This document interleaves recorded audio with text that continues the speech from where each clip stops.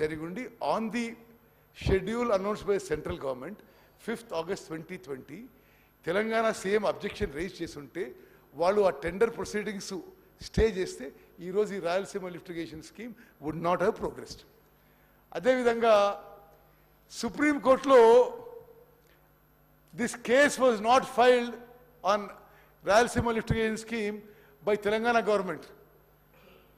A resident of Mahabubnagar Govinolla Srinivas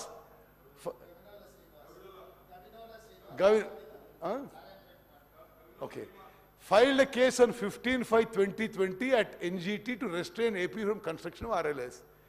The government of Telangana then implemented into it. ముందస్తు వాళ్ళ కేసులే.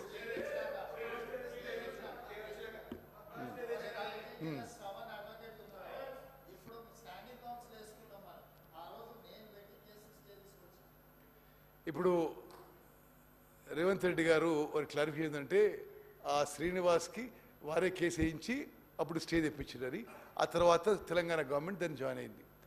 ఇప్పుడు Palamuru Rangareddy lift irrigation scheme అంటే మీరు కృష్ణా నదీ జలాలు, మహబూబ్ నగర్ జిల్లా, ఇప్పుడు రేపు నల్గొండ కూడా పోతున్నారు, మీరు ఇంతగానో మాట్లాడుతున్నారు కదా.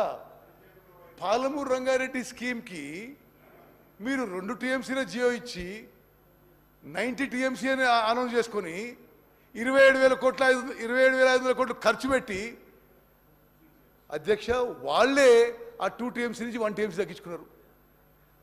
తగ్గించుకోవడమే